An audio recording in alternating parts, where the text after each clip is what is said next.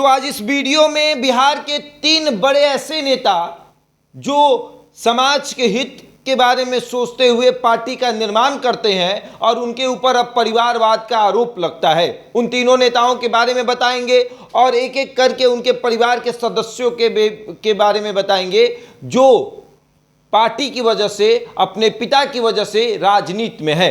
तो इसमें सबसे पहले नाम जो है वो है लालू प्रसाद यादव का। लालू प्रसाद यादव पर हर बार आरोप लगता है कि उन्होंने परिवारवाद किया है। तो शुरुआत इन्हीं से करते हैं कि लालू प्रसाद यादव जब राजनीति में आए तो उनसे पहले उनके परिवार का कोई भी सदस्य राजनीति में नहीं था। लालू प्रसाद यादव अपने संघर्ष से राजनीति में कदम रखते हैं और बिहार के मुख्यमंत्री बनते हैं, देश के रेल मंत्री बनते हैं और अब उनके ऊपर परिवारवाद का आरोप लगता है। लालू यादव जब राजनीति में आए तब उन्होंने सबसे पहले राजनीति में एंट्री कराई अपने सालाओं की, मतलब साले की, साधु यादव, सुभाष यादव की, और उसके बाद अपनी पत्नी की एंट्री राबड़ी देवी की उन्होंने कराई। राबड़ी देवी बिहार की प्रथम महिला मुख्यमंत्री बनी और जब राबड़ी देवी की एंट्री हो गई, साधु यादव की एंट्री हो गई, साधु यादव विधायक भी बने और पार्टी की वजह से, अपने जीजा की वजह से वो राजनीति में आगे बढ़े। और अब कहा जाता है कि साधु यादव, सुभाष यादव अलग हैं, वो अलग राजनीति कर रहे हैं। साधु यादव बीएसपी में है, सुभाष यादव अभी किसी दल में नहीं है, लेकिन उनकी राजनीति अब अलग हो गई है। वहीं अगर देखा जाए तो लालू प्रसाद यादव अब किसको आगे बढ़ा रहे हैं, तो पत्नी को जब उन्होंने आगे बढ़ाया तब बारी आई बेटी की। मीसा भारती राजनीति में आई अपने पिता की वजह से, लोकसभा चुनाव लड़ी, चुनाव हार गई, फिर राज्यसभा गई।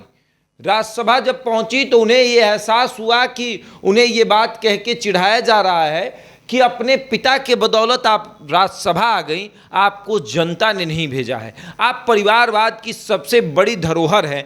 तो मीसा भारती ने ये प्रण लिया कि अब मैं लोकसभा जीतकर सदन में जाऊंगी और उसके बाद भी लोकसभा लड़ी लेकिन चुनाव हार गई। लगातार चुनाव लड़ने के बाद मीसा भारती चुनाव हारती रही। अंततः मीसा भारती की जीत हो और पाटलिपुत्रा से वर्तमान में मीसा भारती सांसद हैं। उससे पहले भी वो राज्यसभा सांसद थी, लेकिन जिद ये था कि हम जनता के द्वारा चुनकर सदन में बैठेंगे और पाटलिपुत्रा से वर्तमान में सांसद है। फिर बारी आती है 2015 और 2015 में लालू प्रसाद यादव को यह एहसास होता है कि बेटे भी बड़े हो गए हैं, तो बेटों को भी राजनीति में लाना है और इसलिए तेजस्वी यादव और तेज प्रताप यादव की एंट्री हुई। तेजस्वी यादव को राघोपुर विधानसभा से चुनाव लड़ाया गया। तेजस्वी यादव चुनाव जीते तो सरकार उस समय बनी, नीतीश कुमार उस समय महागठबंधन के साथ थे। सरकार जब बनी तो तेजस्वी यादव को उप मुख्यमंत्री पद से नवाजा गया और उप मुख्यमंत्री तेजस्वी यादव बन गए। और वहीं दूसरी तरफ महुआ विधानसभा सीट से बड़े बेटे तेज प्रताप यादव को लालू यादव ने लड़ाया। अब जब तेज प्रताप यादव चुनाव जीत गए तो उनको स्वास्थ्य मंत्री पद से नवाजा गया और वो स्वास्थ्य मंत्री बने। तो 2015 में तेजस्वी यादव और तेज प्रताप यादव की एंट्री हुई और इस तरीके से लालू प्रसाद यादव के दोनों बेटे भी राजनीति में आ गए। वहीं अब बारी आई दूसरी बेटी की।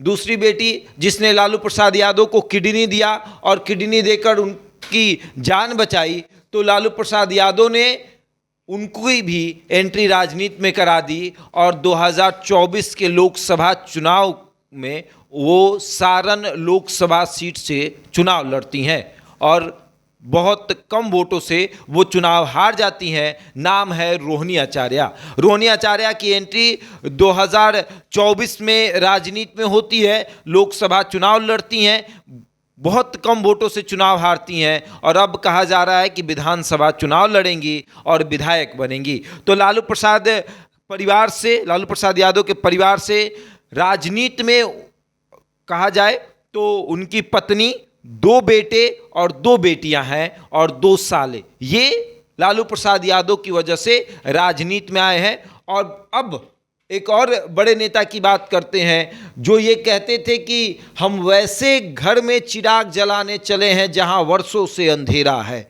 नाम है रामविलास पासवान। रामविलास पासवान अब इस दुनिया में नहीं है, लेकिन वो ये बातें कहते थे कि हम वैसे घर में दीप जलाने चले हैं, चिराग जलाने चले हैं जहां वर्षों से अंधेरा है। रामविलास पासवान ने सरकारी नौकरी छोड़कर राजनीति में आने का फैसला लिया। उस जमाने में अपने समाज के सबसे पढ़े लिखे व्यक्ति में से एक थे रामविलास पासवान। दलित समाज से आते हैं और सरकारी नौकरी को लात मारकर राजनीति में कदम इन्होंने रखा। जब ये राजनीति में आए तो कहा गया कि रामविलास पासवान मतलब कि ऊपर आसमान और नीचे पासवान। ये नारा लगता था कि ऊपर आसमान नीचे पासवान, रामविलास पासवान। यही नारे के साथ रामविलास पासवान ने अपनी राजनीति की शुरुआत की और राजनीति ऐसा किया कि सरकार चाहे किसी की भी हो, रामविलास पासवान केंद्र में मंत्री रहते थे। लगातार 8 बार सांसद पद जीतने के बाद रामविलास पासवान का एक अलग ऑरा था और जब रामविलास पासवान राजनीति में आए तो उन्होंने सोचा कि अब परिवार के भी सदस्यों को राजनीति में लाना चाहिए। तो उन्होंने सबसे पहले अपने भाई रामचंद्र पासवान को राजनीति में लाया। रामचंद्र पासवान विधायक बने, सांसद बने और दूसरी तरफ एक और भाई जिनका नाम पशुपति पारस विधायक बने, राज्य में मंत्री बने, फिर सांसद बने, केंद्र में मंत्री बने। और इन्हीं पशुपति पारस पर यह आरोप लगा कि इन्होंने परिवार को तोड़ दिया, पार्टी को तोड़ दिया। और अब आते हैं कि कैसे इनका परिवारवाद आगे बढ़ा। रामविलास पासवान ने रामचंद्र पासवान को जब राजनीति में लाया और रामचंद्र पासवान जब इस दुनिया को छोड़कर चले गए तो उनके बेटे प्रिंस पासवान समस्तीपुर से लोकसभा का चुनाव लड़ते हैं और सांसद बनते हैं। तो फिर उनकी एंट्री होती है और उसके बाद पशुपति पारस जब विधायक बनते हैं, सांसद बनते हैं, केंद्र में मंत्री बनती हैं और जब पार्टी टूट जाती है और बिखर जाती है, जब एनडीए इनको इस बार लोकसभा का सीट नहीं देती है तो ये नाराज हो जाते हैं और सोचते हैं कि अब हमारी राजनीति खत्म हो रही है तो बेटे को राजनीति में लाना चाहिए और अपने बेटे की एंट्री कराते हैं। नाम है यश राज पासवान।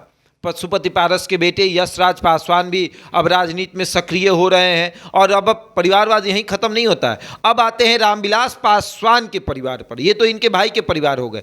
रामविलास पासवान अपने बेटे की एंट्री, चिराग पासवान की एंट्री 2014 में जमुई लोकसभा सीट से कराते हैं। जमुई लोकसभा सीट से चिराग पासवान चुनाव लड़ते हैं और उनकी एंट्री हो जाती है। लेकिन उससे पहले रामविलास पासवान अपने पहली पत्नी से जो बेटी हुई है उसके पति साधु पासवान को राजनीति में लाते हैं। साधु पासवान रामविलास पासवान के दामाद हैं। उनकी एंट्री रामविलास पासवान कराते हैं। हालांकि साधु पासवान के पिता भी विधायक थे, बड़े राजनेता थे, लेकिन रामविलास पासवान से इनका नाम जुड़ा हुआ है, इसलिए कहा जाता है कि रामविलास पासवान की वजह से ये राजनीति में आए हैं। हालांकि ये कहना गलत होगा कि साधु पासवान जो है वो रामविलास पासवान की वजह से आए हैं, लेकिन परिवार का नाम जुड़ा हुआ है तो नाम लेना जरूरी है। उसके बाद चिराग पासवान तो 2014 में आते हैं, जमुई लोकसभा सीट से चुनाव लड़ते हैं, जीतते हैं।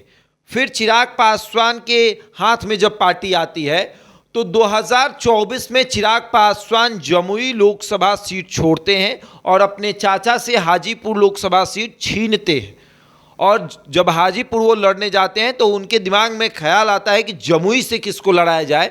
तब उनकी दिमाग में ये बात चलती है कि जीजा जी को चुनाव लड़ाया जाए और चिराग पासवान अपने जीजा जी मतलब कि रामविलास पासवान की पहली पत्नी से 2 बेटियां और दूसरी पत्नी से 1 बेटी 1 बेटा, जिसमें से एक चिराग पासवान और एक बेटी जिनके पति हैं अरुण भारती, और वो जमुई लोकसभा सीट से चुनाव लड़ते हैं और सांसद बनते हैं। चिराग पासवान यहीं नहीं रुकते हैं। चिराग पासवान अपने जो दूसरी माँ है उनकी बेटी के पति मृणाल पासवान को अनुसूचित जाति के अध्यक्ष पद पर बैठाते हैं। यहां तक चला। उसके बाद आइए पशुपति पारस को लेकर ये बातें कही गई कि ये लगातार अपने परिवार को पुश कर रहे हैं। वहीं दूसरी तरफ रामचंद्र पासवान की तरफ आप जाएंगे तो रामचंद्र पासवान के दामाद भी चिराग पासवान के साथ राजनीति करते हैं, पांडे ब्रदर्स, और वो भी चिराग पासवान के साथ हैं।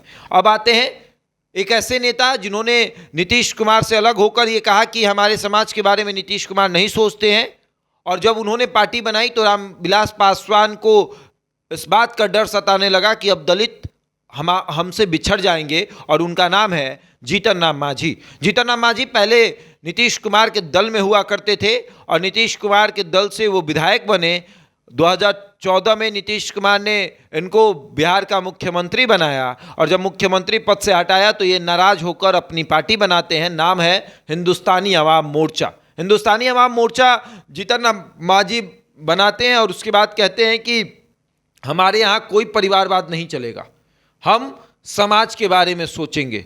लालू यादव पर लगातार टिप्पणी करते हैं, रामविलास पासवान पर लगातार टिप्पणी करते हैं कि देखिए किस तरीके से भाई भतीजावाद चल रहा है वहाँ पर, देखिए किस तरीके से बेटा बेटीवाद चल रहा है वहाँ पर। लेकिन जब खुद की बारी आई, जब खुद को मौका मिला, तो जीतन राम मांझी ने सबसे पहले एंट्री कराई अपने बेटे संतोष सुमन की। संतोष सुमन विधानसभा चुनाव लड़ते हैं, चुनाव हार जाते हैं, वर्तमान में अभी एमएलसी हैं और राज्य में मंत्री हैं। जीतन राम मांझी खुद सांसद हैं, केंद्र में मंत्री हैं। उसके बाद जीतन राम मांझी यहीं नहीं रुकते हैं, 2020 में अपनी समधन को चुनाव लड़ाते हैं, ज्योति मांझी को। ज्योति मांझी वर्तमान में विधायक हैं और जीतन राम मांझी की समधन है। उसके बाद जीतन राम मांझी को फिर मौका मिलता है। जीतन राम मांझी अपनी सीट छोड़ते हैं इमामगंज और वहां से अपनी बहू दीपा मांझी को चुनाव लड़ाते हैं, और दीपा मांझी वर्तमान में विधायक है।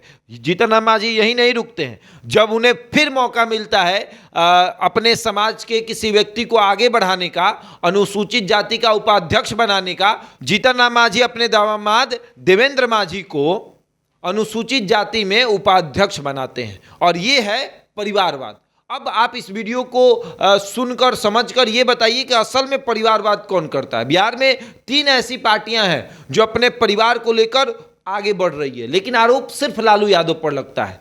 रामविलास पासवान भी पीछे नहीं है, जीतन राम मांझी भी पीछे नहीं है। जीतन राम मांझी की पार्टी जितनी बड़ी है, उस हैसियत से उनके घर में भी परिवारवाद इस तरीके से बड़ा है कि समधन, बेटी, बेटा, दामाद सब राजनीति में है। लालू प्रसाद यादव का साला, पत्नी, बेटा, बेटी सब राजनीति में है। रामविलास पासवान का भी वही है, दामाद, बेटा, भाई, भाई का बेटा सब राजनीति में है, और ये है असल में परिवारवाद। बहरहाल इस खबर में इतना ही। बने रहे हमारे साथ और देखते रहे द इंडिया टॉप।